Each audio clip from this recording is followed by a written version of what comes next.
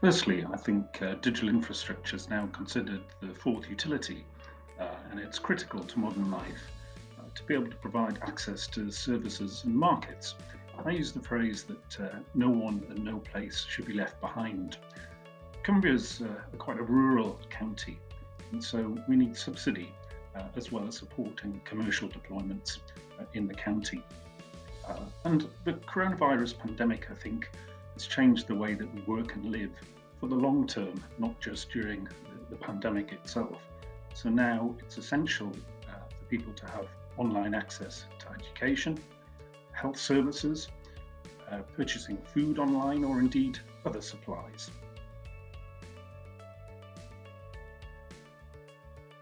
Firstly, we're looking to build on the success of the Superfast programme.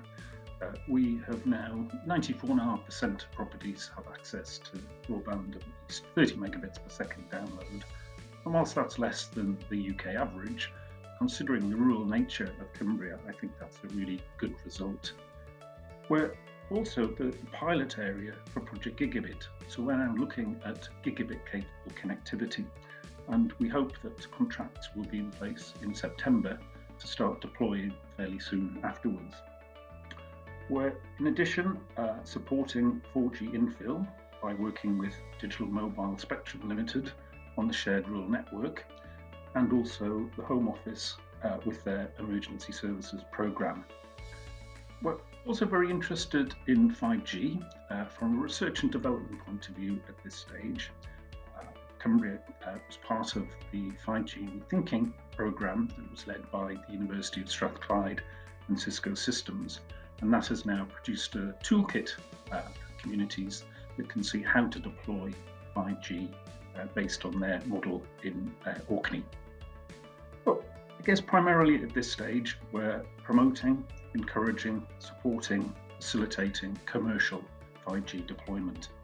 And this will be very important in rural areas in terms of our tourism industry and also agriculture and agri-tech.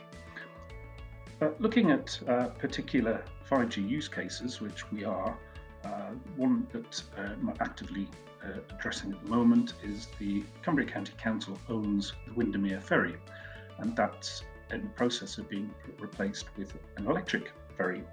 So we're looking to see if 5G can support that in terms of both operation and management of the ferry itself, but also enhancing the passenger experience. One of the things, for example, we're looking at is whether 5G could facilitate the water quality monitoring. Obviously, it's an electric ferry, so in itself doesn't produce any emissions. So 5G potentially could help us monitor the quality of the water of Lake Windermere. That's just one example of the areas that we're looking at. There are two main things. Firstly, our digital champions are vital to raise the profile and importance of digital connectivity for both businesses and residents as part of, I guess, what the government would call the levelling up agenda. The second thing is what I describe as making Cumbria's voice heard, and that's largely about helping to secure investment in the county, both commercial and through subsidy. We have two digital champions in Cumbria. One's a politician, a cabinet member who has responsibility for the Connecting Cumbria digital infrastructure programme, and also a senior officer, the executive director, that's responsible for economy and infrastructure. And I think having both of those aspects as digital champions is critical in delivering those two aims.